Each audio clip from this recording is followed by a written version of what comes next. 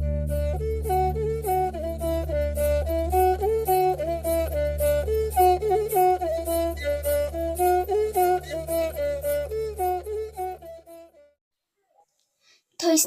mai thongdu maka lamba mawongde khumlami.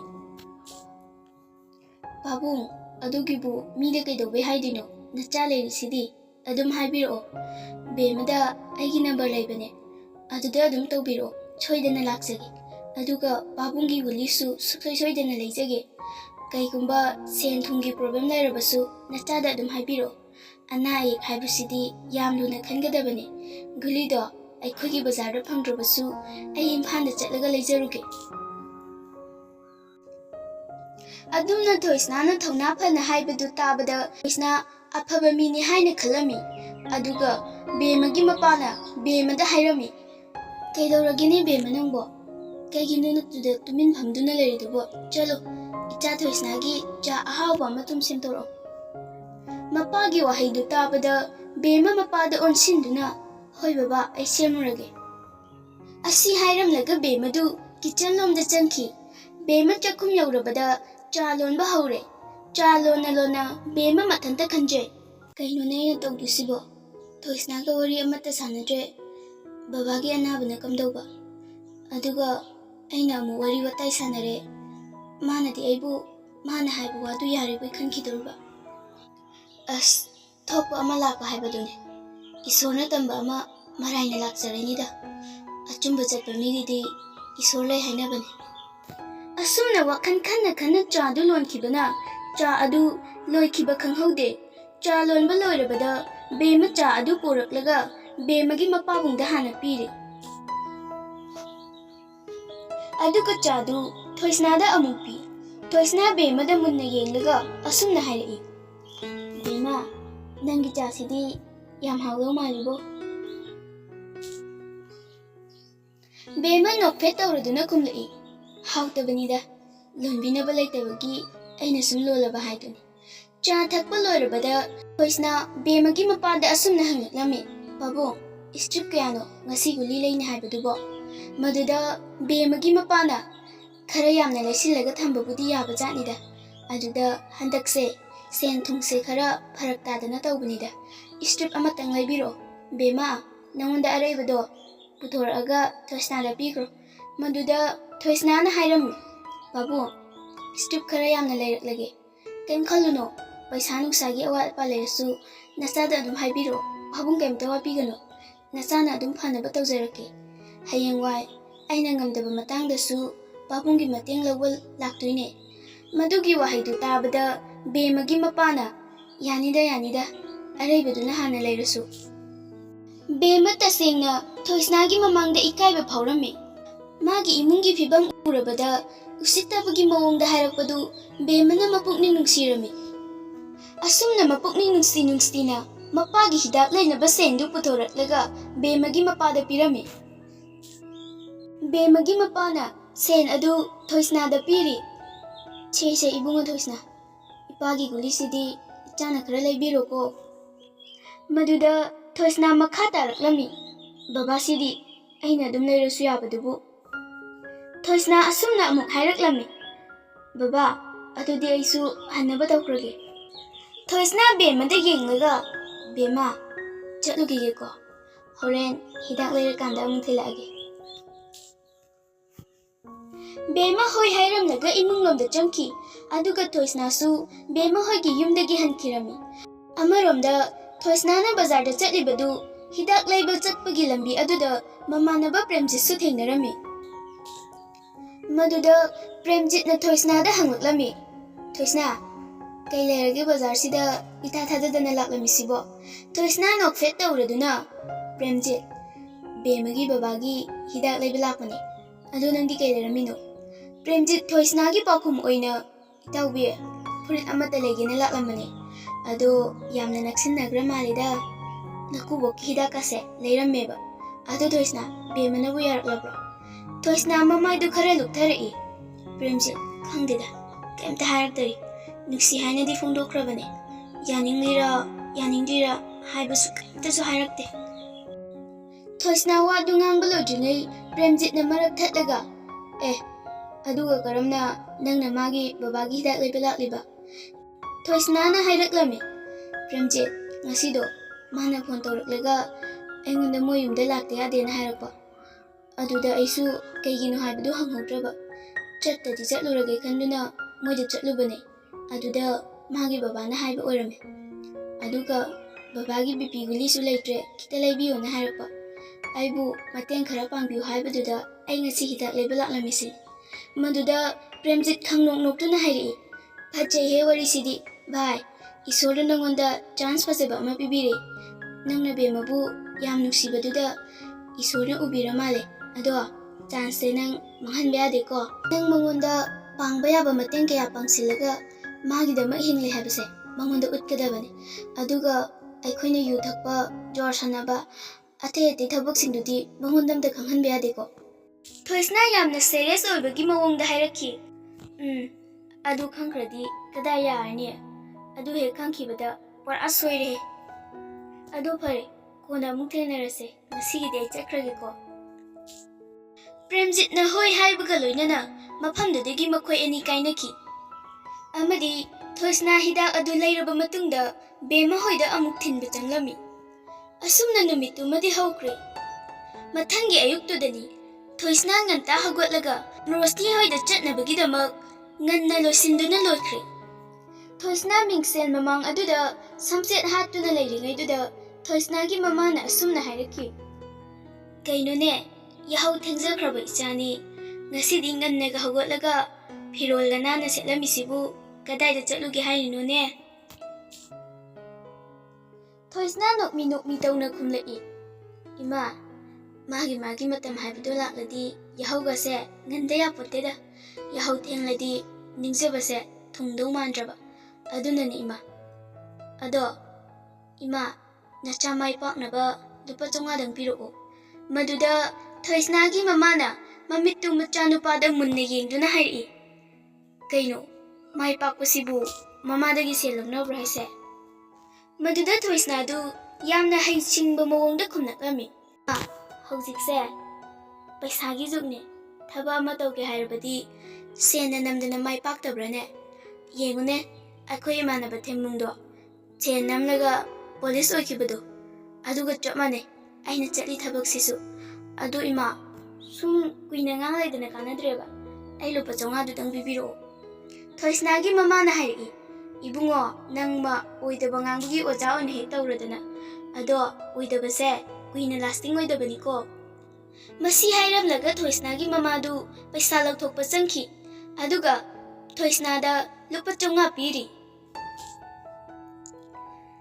Thoisna Rosni hoida laklami. Thoisna Rosni hoigi yum yaurabada Rosni do mangonda masana na leptuna leirambadu ure. Thoisna nokfet tawraduna Rosni da hanglami. Rosni kai chatluge haino. Thoisnana hanglakliba wahang aduda Rosni do haifet noklaga. Thoisna nangse bema tahnaringaida aise college tamekase loi kaukra male. Aise college karugi torambani. Ado nangna ngantana lakpadi kai leirage. Amadagiro Thoisna pakum oina natradi kaino. Aina nangi yumda lakpabu. Ado nang thengabo. Ai nangonda wamak tang haigena lakpani. Rosni na amuk khumnaklami. Thengdeda class pudi horen pung barodani. Ada imanabi amana ngantala ona harakpa. Adugi sum nganna chatsirana torambani. Adu kaiwano se hairoba. Thoisna mamaidu laimairomda haifet nuktharaga hairi. Rosni bemado ngara aingonda phone tawraga moida laona kore. Aisu chatlu. Aduga mogi babagi hidaksu leirambani. Adubu magi pakum chapchabi amadi ngasisu phangbo ngamdri. Ado nangna khara haibiyo. Nang mangonda aigi pakum amata pibiyo na amta haibiyo. Amta haibiyo Rosni, please. Maduda Rosni makha taraklami. Ai ngasido mangonda pakum phangnaba gri take. Nangi pakumda phangnaba ai kana hotnarake. Adu parese aisu college salukige. Horen college salaga bemana nangonda kari harake habado ai horen fonda loina haraklageba. Madu hairaba matungda Rosni amadi Thoisna punna Rosni hoigi mayumdagi thokminarami aduga Rosni su magi college da Thoisna su magi college da makhoi ani lambi adu haidoknaraga chatnaki college yaurabada Rosni mathanta sonjei bemadu bulak trizala mado ngana dilakan bani adongasi udene farese ngahak ngai bahai budune asumna Rosni na bema bungairami ngahak leirabada bema makutta satin ama paiduna latlami maduda Rosni na bema da hanglami kaigino na ngasi yam thila ina bema na Rosni kayang kuiragi yorpa as nuksasisu chabane adramta maduda Rosni na aidi nang ngana lakon baduda laklamatra khalubane aduga nang di laksu laamde ado class matam suwatli aduna wari ngahak sakise lao asigi urum oiba mafamse asida oina famnurase asumna bema amadi Rosni jaga aduda famthari aduga bema na makha taraklami aido ngana laki tawjabane adubu babado masa khara nungaite haiba aduda aina babagi mateng kaino khara pangpirambane khangdeda Rosni mama leitabase yam wai aina tawbidradi kanana tawbidoino maduda Rosni marak thatladuna hairaki ado Thoisnagi pakumdo kamdawrage ngasisu aina college ki loisalingeda Thoisnado ngantana ikhoida laame magi pakum hangamba aduda aina sajilaga hekta pakum pirubasu yabanate aduna nangi pakumdo piro aina amumongonta tamkidoine aidi nangna hairakpagi matungina Thoisnada tamudabanina nangna haiba wado yam maruoi ado ngasidi haidabasu nga yaroiko adu bema aidi Thoisnagi matawse yam nungaite nangbu thamoi sengna nuksiba male Rosni gi wahai singduda bema konjen tapthaduna hairaki as kainoina haidusibo yai haibasu hainingde amuk yade hairasu magi mawongdu nungaite mana amuk kai kankini kanbada amuk su nungaite ne Rosni na madu pumnamak phanaba yare haibadu ko haikro kadawrage nasana nasabu wanaba yam silikona Rosni gi wanduda bema asumna hairaki aduna faradra maduda Rosni noklaga nangna yai hek haikraba nangna sari mathasingdo loi mangkhradabani se aina haiba thajo aina hojik nungsinariba nupasisu itung koin inabile aina yai hek haikibadagi phonda wari sanaba amumuk koiba chatminaba adudagi aina yadaba thabaksu amata tawkhidre Rosni gi moithem wahai singdu chamlaba bemagi punchina uba phangjaramde aduga bemana Rosni da asumna hairami khangdeda Rosni aingonda suwadaba aduga mangonda suwadaba adumain tawbana pharadra maduda Rosni khudong chaba lauraga adude yare haikrage ko bemadu yaningda makoktu nomi tanjadu maktadani Rosni gi mamanabi amana bema Rosni class yaroidrona bane class matam oire maduda bemana yauduine haima Rosni ekoinidi wari sanari kanda pungkase amte yanghodre asumna Rosni amadi bema class yauminai college ki matam loirabada bema amadi Rosni magi yumda hanaki Rosni yumda yauraklabada magi phone adu satoklaga Thoisnada phone tawi ring amuk anirak chatlaba matungda Thoisna phone do paikhalai Thoisna nang kai lege maduda Thoisna na ai lambida leye college halaiye yumbudi yodore adu kai lerage ba amadugi pau tamdiro asengmane kai lerage Rosni amadugi pau tamge hairoba maduda Rosni na adugine aina phone tawraise nang taradi yam haraude janingase ado nang yum yoksiluro aduga akhoida thuna laoba maduda Thoisna du harauba amaga loina na hairaki Rosni kaigi yum jangmano ai magi wado hana takidoine aduga magi wado tarakanda ai yumda jangdoine ado noida hana laage ko Rosni na as Thoisna nangsidhi yumda hana adum changasu yabadubu khangdese nangna apambadu hekta tawro aigidi iyada yarabane. Masi hairaba matungda Rosni phone du thamki. Thoisna su mayumda hana changdabida Rosni hoigi mayum tamna laklami. Rosni hoigi mayum yaurabada Thoisna mana tonglakliba gari dudagi kumtharaga Rosni hoigi mayum tamna changlaklami. Amaromda Thoisna na thonggandagi yum tamna changlakpadu Rosni imungdagi urami.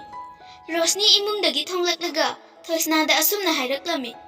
Haima, Thoisna, nangdi yam thuna yauraina. Haujikta natro aikhoni phone wari sanakibado.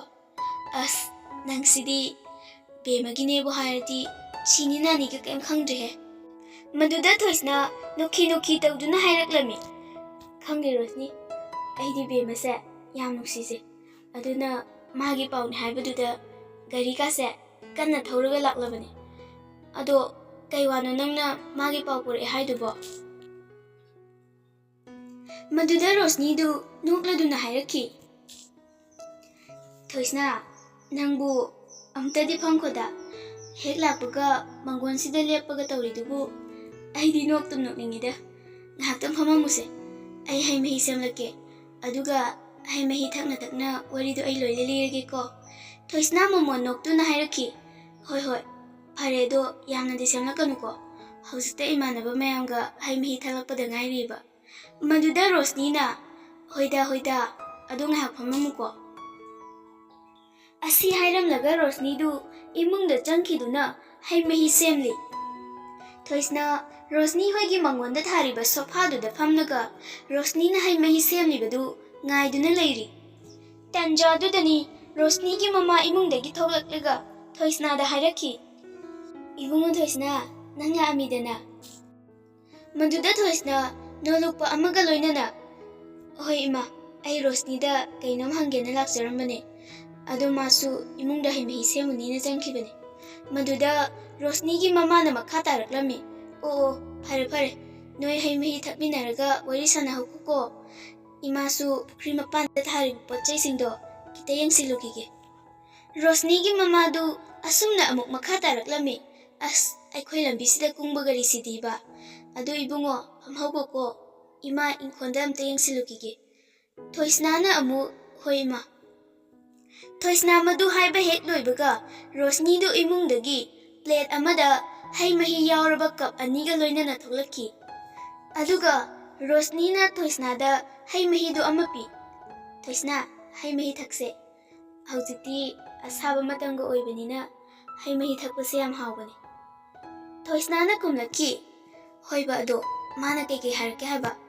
Magi wadune aina yam khorang ngaise. Magi wadu ta taradi chakcha dasu yayeba. Rosni nokladuna hairaki. Ho yarabane. Nangnadi yare na harauriba. Aina ma yanaba hotnabada kayamdi wakiye. Ado Thoisna aigi mai chopnaba thabakti nang tawrakpa yaroiko.